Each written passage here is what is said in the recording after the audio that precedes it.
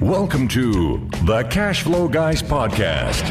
Join Tyler and his team as they unlock the secrets to achieving financial independence through wealth-building strategies inspired by Robert Kiyosaki and other thought-provoking leaders. Learn to build leveraged streams of cash flow that land in your pocket and improve your quality of life.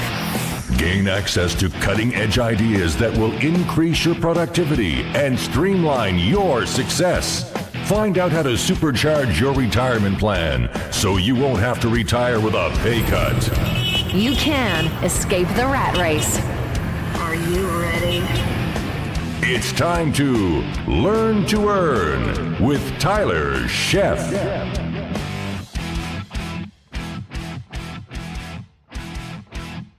Welcome back to the Cash Flow Guys podcast. My name is Tyler Sheff, and I am your host. If you are here for the first time, let me kick off. Let's get rolling here with a big fat thank you. I appreciate you taking the time to listen to me today. And today I want to talk about one of my favorite topics. It's kind of a love-hate relationship, I'll be perfectly honest with you. But today we're going to talk about how to survive overwhelm from too much information. Now, you may be asking, now, Tyler, how do you come up with these topics all of a sudden? You know, last week or 2 weeks ago, you talked about FOMO, fear of missing out. And this week, I want to talk about overwhelm. And why do I want to talk about overwhelm? Well, because I'll be honest with you, I've been overwhelmed lately. I got way too much on my plate. And that's been that way for about the last year. I've been taking massive action towards changing that. See, here's what I believe. If things aren't the way I want them to be, only I can change them. I have the power, the ability, the fortitude, the courage to change what I'm not happy with. I'm not going to sit back and blame other people. I'm going to take massive action. So let's start right now with that massive action. I've been taking some notes and applying some strategies that I want to share with you this week about overwhelm. And the overwhelm that I want to talk about today is tied to, well, my favorite word or acronym, TMI. And TMI stands for too much information. Now, it used to be that, you hear somebody go, oh, gosh, goodness, TMI. TMI used to mean, it probably still does, it related to something that was a personal in nature, so to speak. But we're going to go ahead and throw it out there for the technology age, because one thing I'm sure we can all agree on is that today's technology age tends to serve us far more information than any one person could reasonably consume. I mean, it's everywhere, no matter where you look, what you listen to, what you see, what you feel. It's everywhere. Advertising is absolutely everywhere. You can't seem to escape it. No matter what, everybody is vying for what money may or may not be in your wallet, depending on who you are and where you are.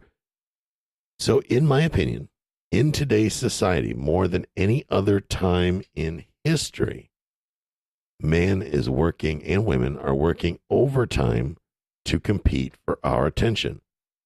Good example of that is the recent cryptocurrency craze. That proves this very point. In this example, lots of people, when I say lots of people, I mean hundreds of thousands probably, right? With no prior experience or credentials in economics, suddenly became overnight experts in the crypto space. These people, half of them probably didn't even graduate high school, and suddenly they are a cryptocurrency rocket star or a rocket scientist. Now, I went through leaps and bounds. I found this out. It became abundantly clear when I started looking for guests for the show on the topic of cryptocurrency. And as soon as I even announced it, my inbox exploded. Everybody wanted to get on the show and talk about cryptocurrency, and trying to figure out who was best to be on the show. It was kind of crazy. So I brought the gentleman on that we had on the show a couple of weeks back. He was one of the people that sounded about the most logical and talked a lot about the technology. And that's why I chose him to come on the show. Notice we didn't really talk a whole lot about the investment aspect of it, more about the technology, more about the currency. And he even spoke with a word of caution, which I'm glad he did, because a lot of you got spanked in cryptocurrency. But we're not going to talk about cryptocurrency today. We're going to focus on overwhelm and too much information. So that said, the experts in cryptocurrency, they started doling out investment advice with absolutely any creativity, or I'm sorry, not creativity, but credibility. They were using plenty of creativity. For whatever reason, I had creativity in my head. They were using tons of creativity, but unfortunately didn't have much credibility. And I see a lot of my investing friends are making jokes, and they're talking about it's an age thing. It's the millennials unfortunately got the blame for the misinformation or the overwhelm or dumping all this stuff on there. But folks, it wasn't just the millennials. It was all age groups. I had older folks in there blowing up your Facebook feed. Everybody's talking about the next greatest craze. During the elections, it was politics. There was so much information you couldn't make out what was accurate, what wasn't. Doesn't matter what side of the aisle you sat on.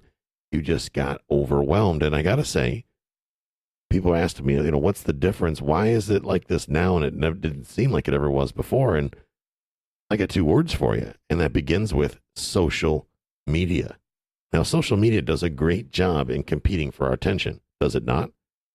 It often causes us to ignore what's going on around us. The longer you remain engaged on a site, this is what you need to know. The longer you are engaged or focused on a particular site, a post or a video, heck, even a podcast, the better served the content creator is. For example, a lot of podcasters have what they call sponsors for their show. As you know, I do not have any sponsors for my show. My show is based on the content. I am doing this to provide the content to you folks. It's not about the money. It's not about the sponsors. Although I've had tons of sponsors reach out and want to sponsor the show. And I do appreciate the offer, but it's just not a good fit. Regardless of what they're offering, I just really don't think that it's a good fit.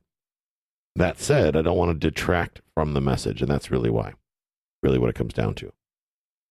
That said, you have to understand that the longer you are engaged with a particular content creator's product, whether it be a podcast, YouTube, whatever, generally speaking, if they're taking on advertising dollars, which I'm not saying there's anything wrong with monetizing. Of course we monetize. I've got courses and coaching programs and whatnot. Nothing wrong with that. My point is, you have to understand that content these days from all these different social media networks is being optimized to keep your focus on them. So imagine if you've got 5, 10, 15 different sources out there all vying for your attention at the same time. That would be kind of like, just to get it in your thought process and you get it in your head, that's like going up on stage and everybody wants you to focus on them. Like it's as if you're a celebrity. So you can all say now that you're celebrities, because I can tell you that every internet marketer on the planet wants a piece of your American Express or your Visa card. That's just the sign of the times. That is how it is. There's no getting around it. Nothing's going to change it. And every day a new internet millionaire is born. Every time you hear a bell ring, an angel gets his wings, right? Same thing. Every time you hear a bell ring, there's a new internet millionaire made. And I think it's great, frankly, that young guy, young girl can come out of nowhere and create a product out of nothing and sell it and make millions of dollars. The only problem I have with it is if the product doesn't do what they say it's going to do, or they use dishonest business practices. That's not cool. That's not kosher at all. However, there's a lot of good information out there these days. How do we prevent ourselves from getting overwhelmed? So I got a couple steps for you I'm going to get into here in just a minute. But I want you to know that there are internet marketing boot camps out there now that are designed specifically to capture your attention and to capture what's in your wallet or what may not be in your wallet. Speaking of what's in your wallet, like your Capital One card, that's all they really care about. They've actually made, for example, Russell Brunson will tell you in his training, nothing against Russell. Russell, I think, is a genius. But in his trainings, he says you don't have to have all their information for their credit card. All you really need is the number, the expiration date, and the CVV code. So people are more likely to buy whatever it is you're schlepping or selling if you ask for less information, because people are impatient. They want their information now, right? Think about that. Now, as real estate investors, the offerings to us literally are unlimited. Today, it seems like everybody has a new tool, an app, a template that's guaranteed to make things simpler, easier, or faster. Think about that. Simpler, easier, or faster. Everybody wants it simple. Everybody wants it easy, and they certainly want it fast. Real estate investors a lot of them don't like, and some of you are listening to the show right now. You don't like buy and hold as a strategy because buying and holding just seems to take too long. Oh, I bought this house or this duplex and it's only paying me $500 a month. Well, I'm never going to get rich at $500 a month. Well, if you want to get rich, go out and buy 10 of them. Go buy 20 of them. Go buy 30 of them. Whatever your number is, go out and buy more. Instead, they'll spend an entire year chasing after a deal as a wholesaler or something for $5,000 or $10,000. I had a guy tell me this morning, well, when I start wholesaling deals, I'm not going to do anything for less than $10,000. I had to chuckle to myself. Like, you're not going to last very long. The industry is going to trounce you. You're not going to be able to, as a new guy, dictate what you're going to make. I hate to tell you. Every deal is different. Here's the thing you got to understand, though. All these templates, apps, all this stuff, I've been approached to do apps so many times, it's crazy. These promises, most of the time, fail to deliver. So then what happens as a student? You're hunting around for a new teacher to sell you on the next new fancy thing, right? The folks in the mastermind right now are experiencing this very thing. They're like realizing that they actually have to get out there and do the work. And the way we've built the mastermind is to challenge you to go out there and do the work and see the rewards, more importantly. So the folks in the mastermind are coming into their own. They're getting comfortable being uncomfortable. They're realizing that a lot of the things that they used to fear, number one, that they can accomplish and that they're not going to die in the process. And they're also realizing that nobody really cares what they do or what they say. And these are powerful things. I'm enjoying this change, watching these people go through this process. They're becoming bigger, better investors because they're actually out there doing. See, me talking to them for hours and hours and hours and hours and hours doesn't really do any good. I can put out all this material. I can have all these false promises, the fancy app that will do everything for you, right? And if you act now, you get access to our system that writes offers for you and fills in all the blanks and sends 50,000 offers out every week. Well, that's all fine and dandy, folks, but that's just not sustainable. You're going to go broke in direct mail, let alone. The reality here is that the same information that was put out 50 to 60 years ago or longer still applies today. The big secret really, honestly, is that there is no secret. There really is no big secret. I'm not talking about the movie, The Secret. I'm talking about the secret in general. There is no secret to, if you do this one thing, then everything else will be great. If you really had to have a secret, go buy the book, The One Thing, and it will tell you what's the one thing you could do such that everything else becomes easier or unnecessary. Ask yourself this question. Ladies and gentlemen, there are basic steps to doing a real estate deal. There are things that you cannot avoid. You cannot skip the basic steps. You simply cannot. You have to follow the basic steps. We've covered this in the podcast before. You want to know more about the big steps? Go get the blueprint, the beginning steps. Go get the cash flow blueprint. Cashflowguys.com/blueprint. That's a basic course that covers the very basic things you need to know. Then go on to the next level and the next level. But this is not a get rich quick, folks. Remember, the same information that was put out 50, 60, 70, I don't care how long ago, going back to the pyramids, still applies today. This is a relationship business. And if you're not going to go in with a sack full of gold to buy a property, then you have to learn some basic steps, like how to shake hands, basic things like how not to offend other people. I guess I should take that class again, maybe. Haha. Gentlemen, get rid of the baseball hat when you're out talking to clients or you're negotiating and you're talking to older folks at the kitchen table. What's the fastest way to get terms on a property? It's real simple. Just go focus on free and clear single family properties, right? So here's the thing. Overwhelmed, right? You're like, I've already given you probably too much information. You're already overwhelmed, right? Let's go over some survival steps. I got 4 steps. Right now, I'm going to blast them out. Just do this. 4 things, okay? 4 things. Step 1. Decide on your investor identity and stick with it. I don't know if I want to do single family or multifamily, Tyler. This isn't rocket science, folks. Let's not overthink this. Keep it ridiculously simple. Pick one. Pick a commodity to invest in and focus only on that. If you've been listening to me for 100 and some odd episodes and you still do not know your investor identity, for the love of all that's holy, go back to episode 3 and listen to episode 3 on investor identity. Pick one, guys. It's not that hard. Pick one. Stick with it. Okay? Is it stocks? Is it residential? Is it commercial real estate? Is it land? Is it notes? Whatever. Pick one and concentrate there. Do not take your eye off the ball. That's step 1. Step 2 is, under any all circumstances possible, please avoid social media as a learning platform. You want to go on there and watch cat videos on your own time, that's fine. Do whatever you need to do. I won't begrudge that. Heck, even sometimes I watch cat videos. Oh, look at the cute little kitty. Yeah, folks, I am a cat guy. I love cats. Not so much of a dog person. I don't mind dogs, but I'm more of a cat person, right? I digress. Avoid social media as a learning platform. Social media was intended to be social. It is not a university, okay? Opinions are what come from social media. And folks, we all know, I'm not going to say what opinions are likened to, correct? We've all heard that analogy. Opinions are like blank. Everybody's got one. Think of it that way. Forget about people's opinion. Forget about my opinion. Go to a source of information, a documented source of information, a source that is not necessarily based in emotion. How about a source that has come from research? This year, I'm going to be writing some books this summer.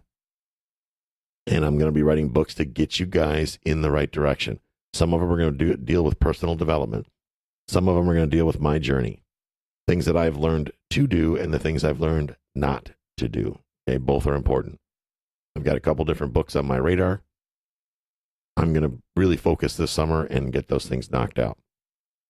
That said, read books that are directly related to your investor identity, which means if you're a person that wants to buy mobile home parks, then go consume books that have to do with mobile home parks. Now, I know some of you are going to say, but Tyler, I don't have time to read a book. That's a bunch of garbage. Stop saying that to yourself. Make the time. We've talked about time management in the past. I'm not going to get off on a tangent on time management today. But everyone listening to this podcast right now can make the time to read a book. Well, I can't read, Tyler. Well, that's great. If you can't read, then there's a thing called Audible, where someone else will read to you. How about that? Well, I don't have a place to store books. Fine. On your cell phone is a Kindle app. If you have an iPhone, there's iBooks. Google Play, I'm sure, has a version for them as well. There is no excuse to not read a book. In my opinion, and this is only my opinion, but it's my show, so I get to have an opinion. You want your opinion? It's your own show. Haha. Those who take the time to write books, in my opinion, tend to invest far more time to research before the book is published. Here's why, folks. They know that once the book is released, the writing becomes permanent. Also, a book that, well, I'm just going to put it out there, sucks, usually doesn't get much traction. So that said, if you focused on books that are performing well in a relevant space, read those books, you will find rather quickly that there's lots of great information out there in books, and a lot of you are rolling your eyes going, oh my God, I just can't do it. Reading a book. Heavens to Betsy, it's like being in school again. We're talking about your financial future. Invest the time, read the books. Gee, Tyler, what books should I read? Well, as we talked about back in good old step 1, books that relate to your investor identity. Once you've read all the books that you can read about your investor identity, I have a book list that follows my investor identity right on my website. You go to cashflowguys.com / you ready for this one? Books. Cashflowguys.com / books takes you right to my website. That's my reading list. It changes from time to time. It's about to change again. But pop those books in your Kindle library. If you don't have Kindle, good old Amazon can get anything to you in 24 to 48 hours, whether you want it or not, right?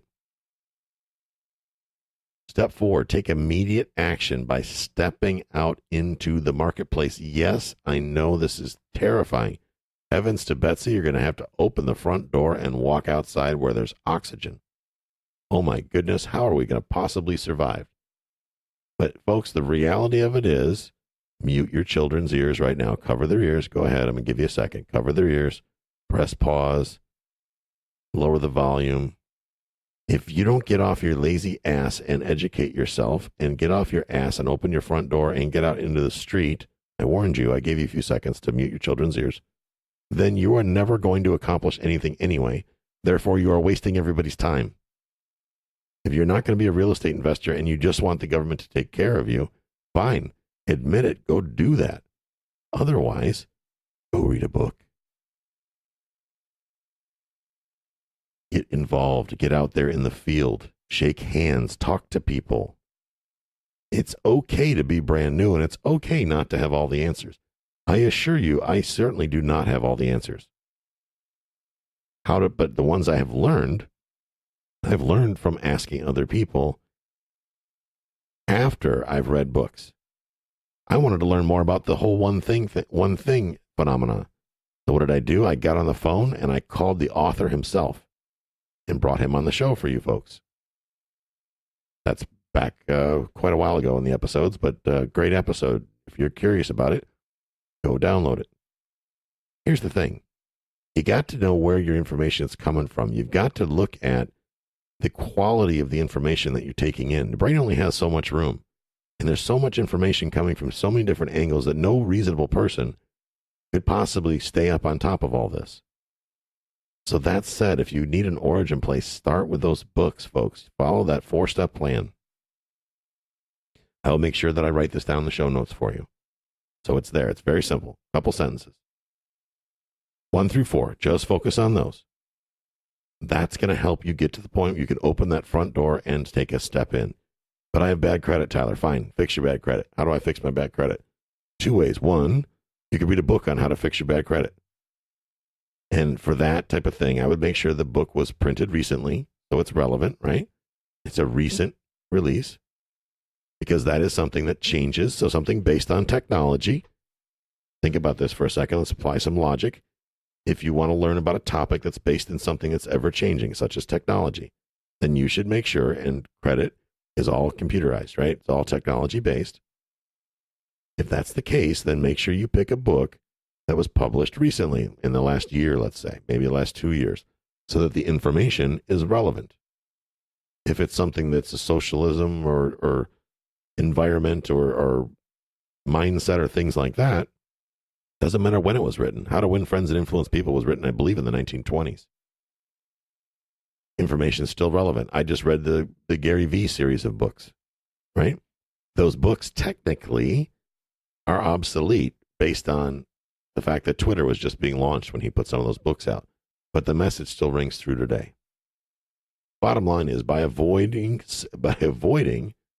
social media as a learning platform, you're going to find it easier to learn without distraction, and therefore be more focused on achieving your goals.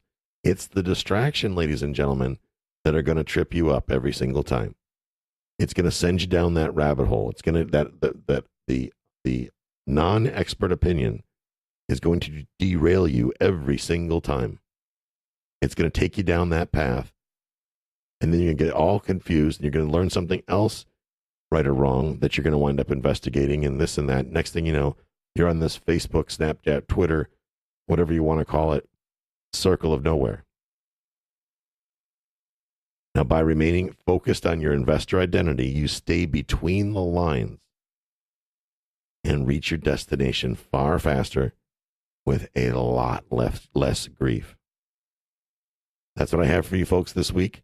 I hope you enjoy this episode. I hope you apply these 4 steps.